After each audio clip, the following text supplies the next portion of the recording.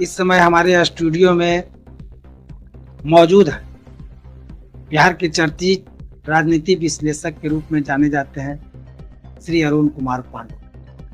आज इनकी मौजूदगी है और हम पांडे सर को अपना स्टूडियो में स्वागत करते हुए यह जानने का प्रयास करते हैं कि ये नई सरकार बनने के बाद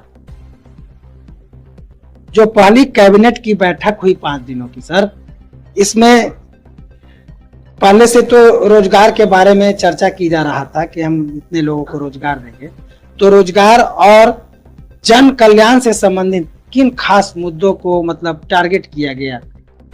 देखिए, अभी 18वीं विधानसभा चुनाव के बाद जो जनादेश आया, सत्तारूढ़ एनडीए के पक्ष में बड़ा जनादेश आया। 243 सीट वाली विधानसभा में एनडीए को जो भाजपा जदयू का जो गठबंधन है उसमें 5 दल हैं, उसको 202 सीटें मिली। तो नई सरकार के सामने सबसे बड़ी चुनौती कहिए या बड़ा संकल्प है, वो है कि आने वाले 5 साल में 1 करोड़ नौकरी और रोजगार देंगे। आपने कैबिनेट की बात की, पहली कैबिनेट को तो बैठक हुई थी, उसमें विधान सभा का शरदकालीन सत्र बुलाने का जो पहला सत्र है, 5 दिनों का सत्र हुआ। तो ये 5 दिन का ये विधानमंडल का शरदकालीन सत्र हुआ। इस सत्र में पहले नए सदस्यों का शपथ ग्रहण हुआ, इसके बाद दूसरे दिन विधानसभा का चुनाव हुआ। 18वीं विधानसभा के पूर्व मंत्री डॉक्टर प्रेम कुमार नए अध्यक्ष चुने गए हैं। इसके बाद संवैधानिक व्यवस्था है कि कोई नई विधानसभा बनती है तो उसकी पहली बैठक राज्यपाल के अभिभाषण से उसकी शुरुआत होती है। आरिफ मोहम्मद खान जो राज्यपाल हैं उनका संबोधन हुआ। यहाँ दोनों हाउस है, विधानसभा और विधान परिषद है, तो दोनों के संयुक्त अधिवेशन में जो पटना का वो सेंट्रल हॉल है विधानसभा भवन के पीछे बना है, उसमें उनका संबोधन हुआ और उसमें भी उन्होंने वही बात दोहराई कि भाई हमारी सरकार जो है आने वाले 5 साल में 1 करोड़ नौकरी रोजगार देगी। इसके बाद फिर चालू वित्तीय वर्ष का द्वितीय अनुपूरक बजट पास हुआ 91,000 करोड़ की। उसमें भी वही बातें थी जो अभी चुनाव के दौरान सरकार ने जो एक बड़ा फैसला लिया था कि हर महिला पर, हर परिवार एक महिला को 10,000 रुपये हम उनके रोजगार के लिए देंगे, मुख्यमंत्री महिला रोजगार योजना के। कोई अब तक 1,56,00,000 महिलाओं को 10,000 रुपये दिए गए। उसको लेकर बजट में राशि का प्रावधान किया गया, कोई 21,000 करोड़ का उस बजट। और नौकरी रोजगार तो अभी सरकार का एजेंडा है। आपने देखा कि अभी कैबिनेट में बिहार सरकार ने, नीतीश कुमार ने इसी नौकरी और रोजगार के एजेंडा को पूरा करने के लिए कई बड़े फैसले लिए हैं और उस दिशा में इनिशिएटिव लिया जा रहा है। उनका दावा रहा कि जो बीता 5 साल था, जिसमें कि 17 महीने राजद के साथ उनकी सत्ता में सहभागिता हुई और उसमें 50 लाख नौकरी और रोजगार देने की बात उन्होंने की, दावा किया। और उस समय कहा कि हमने तो 10 लाख नौकरी देने की बात की थी, 12.5 लाख हमने नौकरी दी और 38 लाख से अधिक रोजगार दी। और इसी से वो अब आने वाले 5 साल में जो लक्ष्य है 1 करोड़ लोगों का रखा, इस दिशा में आखिर सरकार क्या करेगी?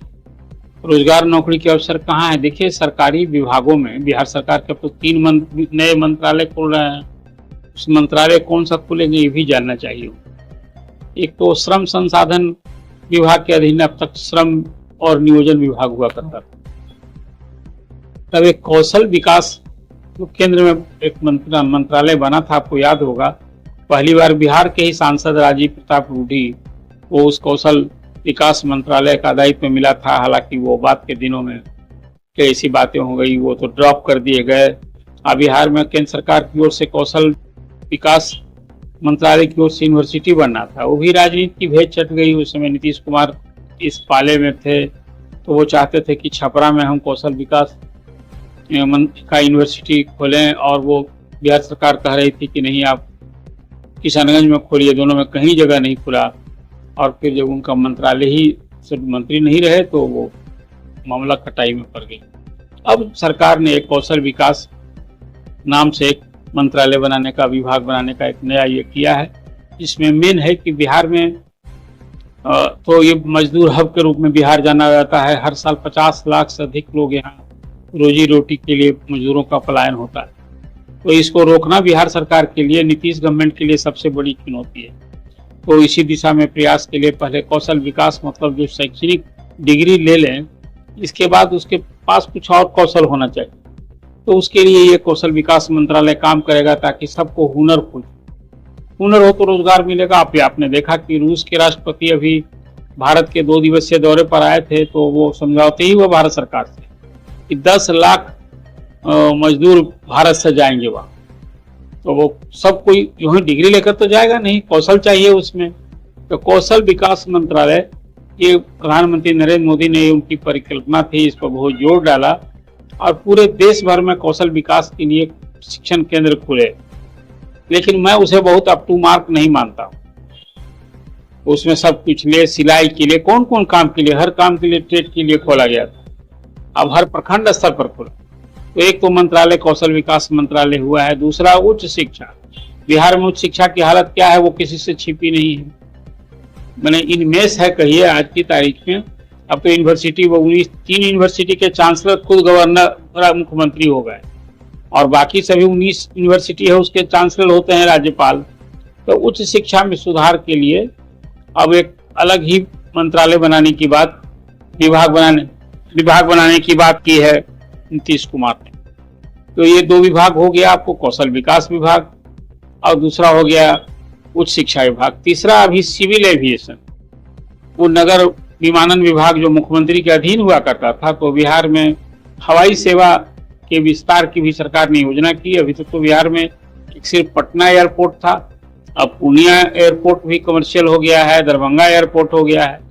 तो सरकार ने योजना अभी फिलहाल बना रखी है कि कोई दर्जन भर विभिन्न जिलों में हम एयरपोर्ट बनाएंगे और वहां से फिर कमर्शियल फ्लाइट की सुविधा करेंगे। वो मुजफ्फरपुर भी होगा और कई जिले होंगे, गया भी तो है ही पहले से।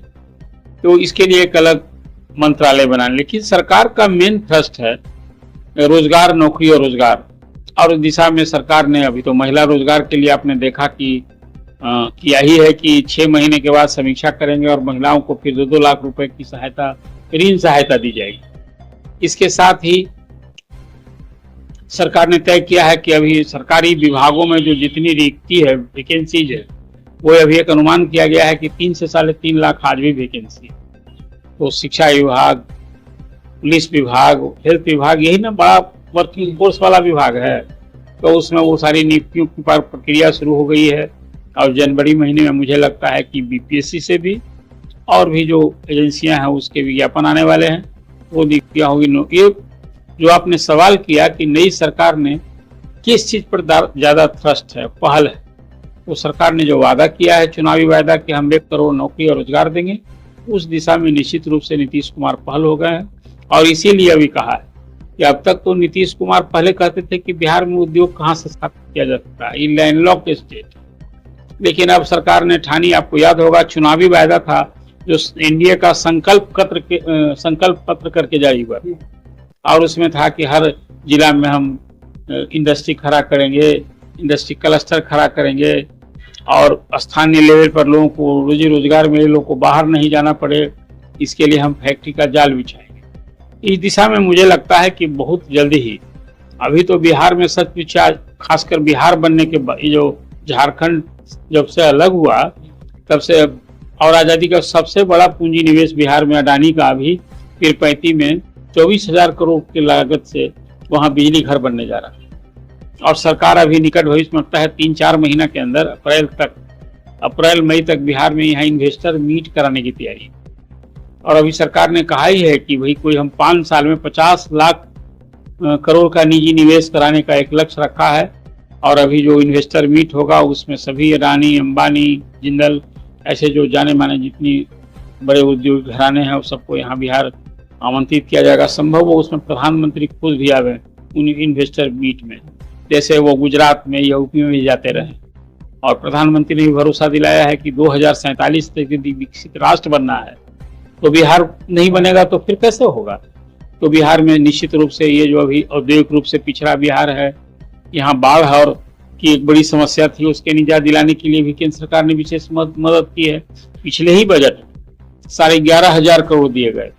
तो कुल में मुझे लगता है कि बिहार अभी विकास के फलक पर लाने के लिए राज्य सरकार और केंद्र सरकार, जो डबल इंजन की सरकार कहते हैं, उस दिशा में पहल की है। और मुख्यमंत्री नीतीश कुमार की जो अभी दिख रही है, जो अप्रोच दिख रहा है, उसमें लगता है कि पूंजी निवेश के लिए उद्योग यदि यहाँ लगना है तो निजी क्षेत्र में उद्योग है। सरकारी क्षेत्र में कोई 25 लाख से अधिक नौकरी का स्कोप नहीं है, तो वो 2% मैक्सिमम आपको जॉब का वहाँ स्कोप है, तो प्राइवेट ही करना होगा। इस दिशा में अभी यहाँ नहीं था, तभी तो रोजी रोजगार के लोग बिहार से बाहर जाते हैं।